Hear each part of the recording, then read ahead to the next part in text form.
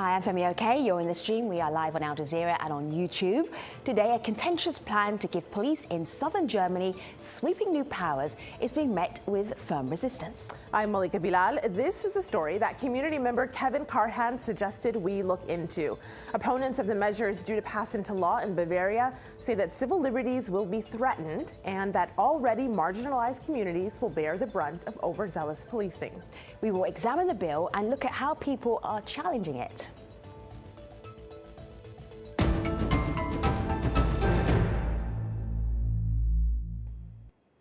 The Bavarian Police Task Act is being promoted by the Christian Social Union. It holds a majority in the state parliament and is a sister party to the Christian Democratic Union, led by German Chancellor Angela Merkel. Al Jazeera's Paul Brennan is in Germany and has more on what Bavarian police will be able to do if the bill becomes law. Both critics and advocates accept that this is the most far-reaching police reform here in Germany since the end of the Second World War in 1945. The measures included in the proposals include the police's power to be able to open letters, to conduct surveillance, also to monitor telephones and to use the DNA database in a way that they can't at the moment, and that is to use phenotyping, looking at the use of DNA to predict hair colour, eye colour, even skin colour, and that is something that's causing real concern for privacy campaigners. Among those people saying that this is a step too far are the Greens, who say that the opposition that they've done a survey of shows 60% of Germans are extremely unhappy about this. Those who are for the plans say that it's absolutely essential that the police stay up to speed with the technological advances that is at their disposal. That said, though, it will be a tough battle. In Bavaria, the CSU, the centre-right, has a majority. It's likely to be passed in the parliament in the middle of May. But opposition will take it most likely to the Constitutional Court in the hope of getting it overturned. Protesters against the Police Task Act have organized under the hashtag #NoPAG, the German acronym for the divisive bill. An alliance made of dozens of different groups, including privacy rights advocates and football fan organizations, is urging people to make their voices heard. Activists are calling on people to turn out in the state capital Munich on Thursday, and organizers expect thousands of people to attend the rally. Many demonstrators say they will remain steadfast against the bill and will not give the Christian Social Union an easy opportunity to pass it. And they're already making noise on the streets of Munich.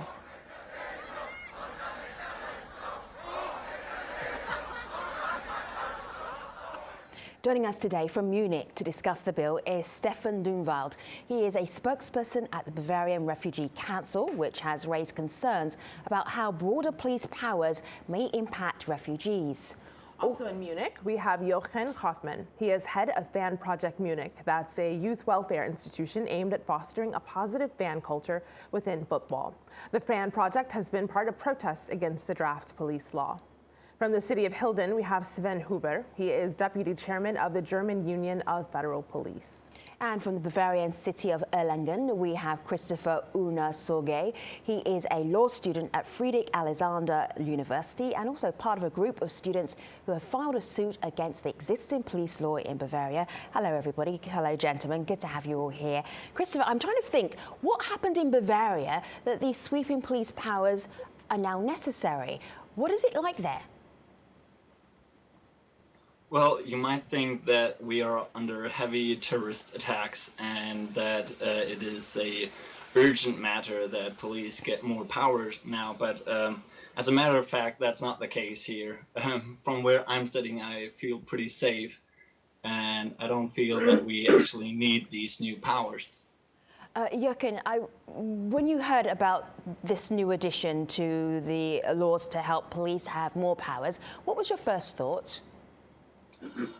Well, actually, kind of the same what Christopher was saying, that I'm just getting worried what the politics is coming up with next, that they want to control like everything, and the criminal rates are very low, everything is safe inside the stadiums, everything is safe, safer than it was ever, and so I don't really understand why the politics want to implement this law.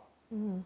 Jochen, you're not the only one. So you say that everything is safe. I want to pull up this headline here that members of the leading political party in Bavaria, the CSU, as we've mentioned, say that the new police law would address public safety concerns. Here is what one person tweeted back to that. He says, safety concerns, one of the safest places in the world with the lowest crime rate in the last 30 years? No, they just want to keep power with undemocratic methods. Sven, I'm wondering what your thoughts on that are. Why do you think this is being introduced now? So at first I can tell you in the name of our federal chairman of the Union of the Police too, that the union is not happy with this draft because the new category of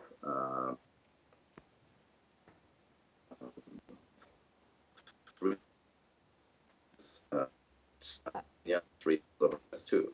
So I must say that we are not in crime fighting or in other categories. So, and the union say we don't need this new power act in this kind of what they want to do. I'm just going to show our audience a little breakdown of what the Bavaria Police Task Act is proposing. Should be into law. So this is what it looks like. It will allow some broad surveillance of email, calls and mail. Concrete danger definition is lowered to imminent danger, and renewable preventative detention periods of 30 days. So that means that you could be in detention for 30 days and another 30 days and another 30 days. Stefan, I'm just thinking about this potential law and perhaps the politics behind it. Would that be the right direction to trying to work out how is this happening now to Bavaria, which is one of the safest places in Germany?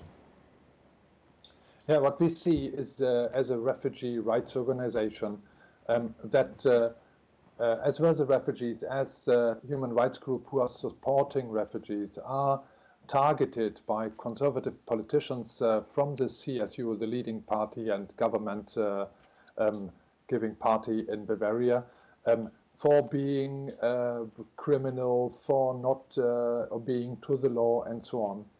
And if we have these new tasks of these new opportunities of the police to survey refugees or to tap refugee organizations and human rights groups assisting refugees, or to put people into prison for 30 days or more without that we know where people are detained, without we are not knowing who is representing the people as a lawyer, and without having any contact, which is already happening now.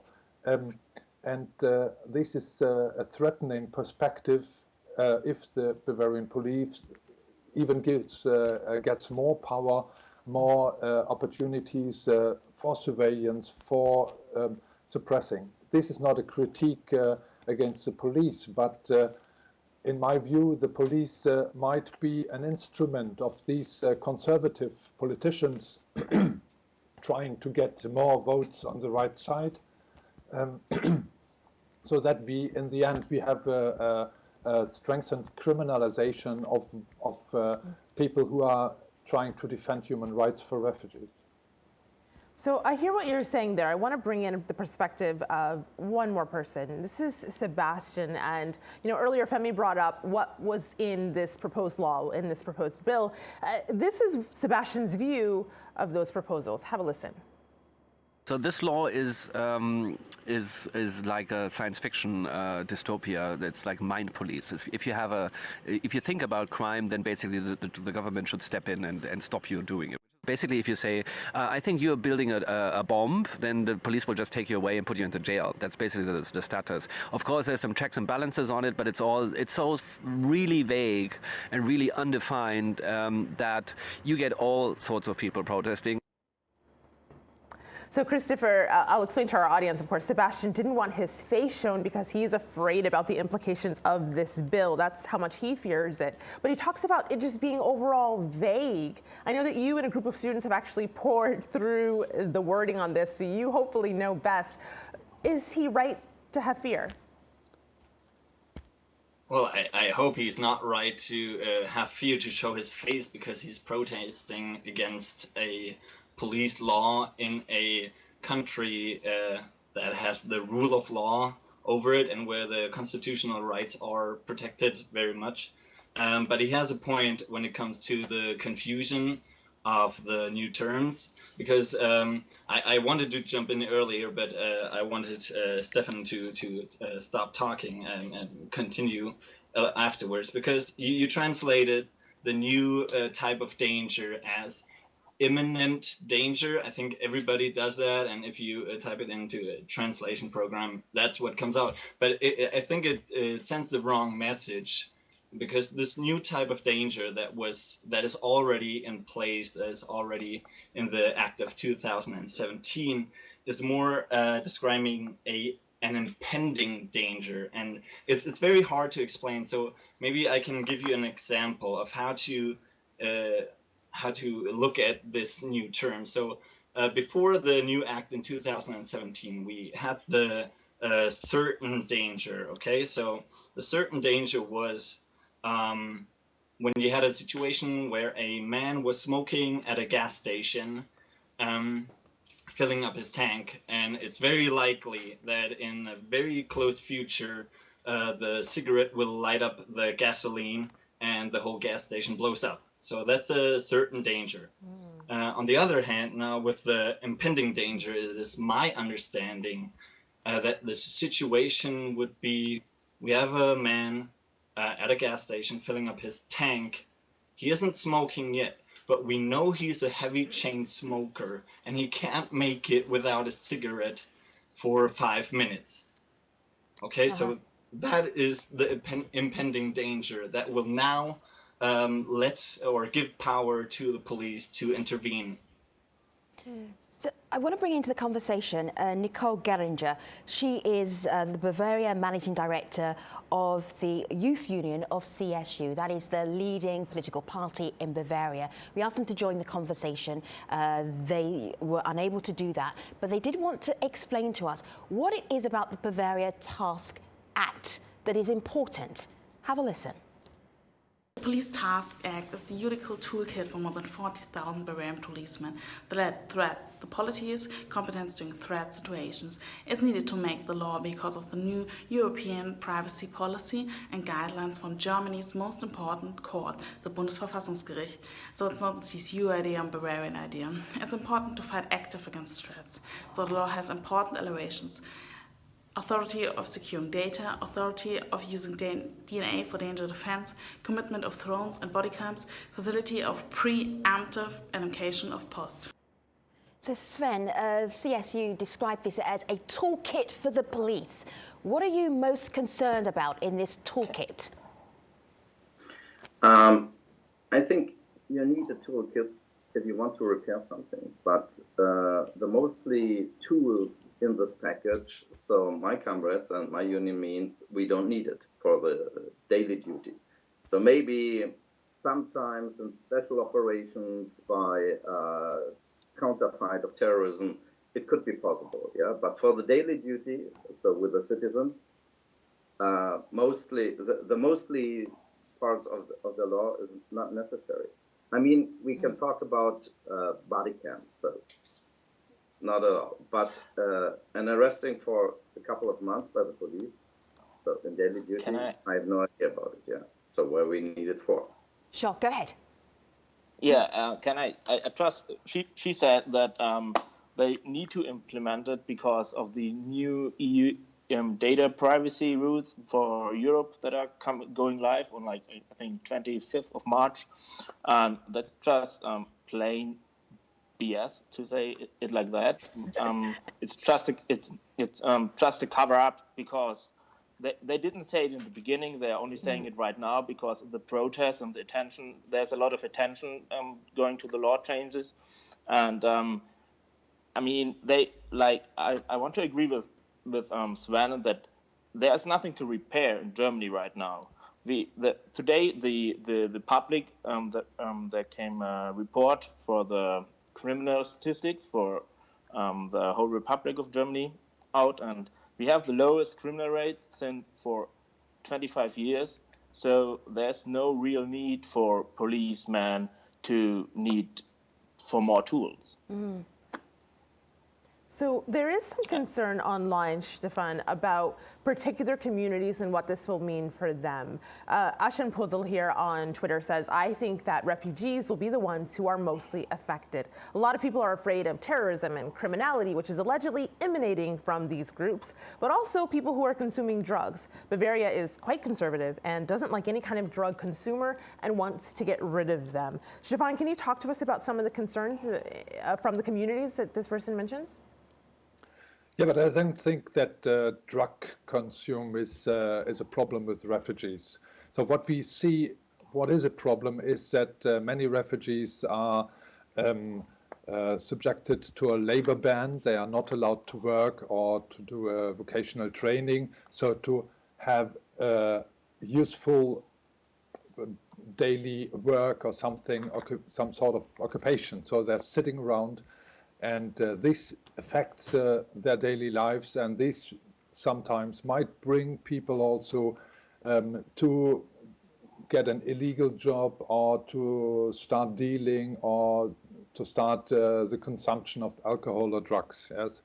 And so what we would say is that we need a more liberal stance against refugees, that they are allowed to work, that they have some sense of doing a useful everyday life, and not imposing more and more threats on them and more surveillance, so that they in the end are seen as a criminal and as a person.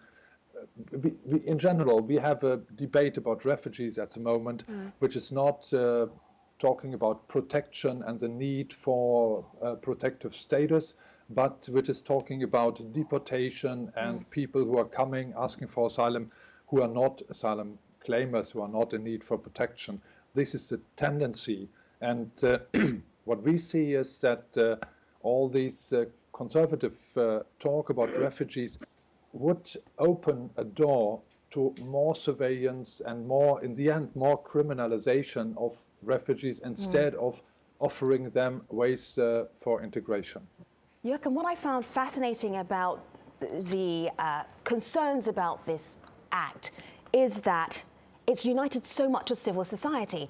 It's very rare for us to have, I don't think we've ever done this on the stream, had somebody from a refugee council and somebody from a football association who's looking after fans and fans' welfare on the same show, talking about the same issue. Let me just show you this audience here. This is from Deutsche Welle. Football fans in Germany protest against Bavaria's new police law. So football fans, why are they concerned? Well, you know, football means diversity. It actually means diversity on and off the field. And of course, the supporter scene, especially the subculture of the ultras who are organizing or are involved in the protests and are showing the banners in the stadiums, they are not always acting like they should. They, of course, they can be rough, they can be violent, but they have also a lot of positive characteristics, and they're just afraid that the repression from the state, or they are already in the focus of the police, and now with the new powers of the police, the pressure on the subculture, on the fans, is getting even higher and higher. So that could mean, if you talk about dystopia, like Sebastian did earlier in his statement, then you could be afraid that if you're not acting like you should, like the society wants you, or like the politics wants you, you will be maybe marked as a so-called imminent danger, and then you get yourself into danger. So that could be, and that we're all acting equal, we're all acting normal, we don't fall off the norm of the society. And that's why football fans are also organizing protests. And I'll add another group, perhaps unlikely for some of our audience members. So you have refugee rights groups, football rights groups, and this, Fabienne says, is environmentalists. So for more than 65 organizations from opposition parties to labor unions and environmentalists have signed a call for a big protest march in Munich this week. That's on Thursday, May 10th. Thousands are expected to come. We actually heard from one of the organizers of this march, one of the people behind the No PAG movement, and she sent us a video comment. Have a listen to what Laura had to say. We're an alliance of over 80 NGOs and parties from all over Germany. Amongst us are such diverse groups as those struggling for the rights of refugees, those working for our data security, environmental organizations, and many more. But we're all united in the belief that this new law in Bavaria threatens our rights as citizens as well as humans. That's why we're taking to the streets. We expect several thousand protesters, and we will demonstrate peacefully and colorfully, but we'll also send a clear message to the Bavarian government that we will not let our rights be taken away from us. This demonstration is a very important first step, but it is also only a first step. There are several alliance members that are already now seeking legal actions against this new law in the making. So Christopher, from people on the streets to your own legal challenge against this, what do you think comes next? How effective do you think these measures will be? Do you mean, will they stand where do you see your challenge going? And where do you see these protesters and their demands? Where do you see that going?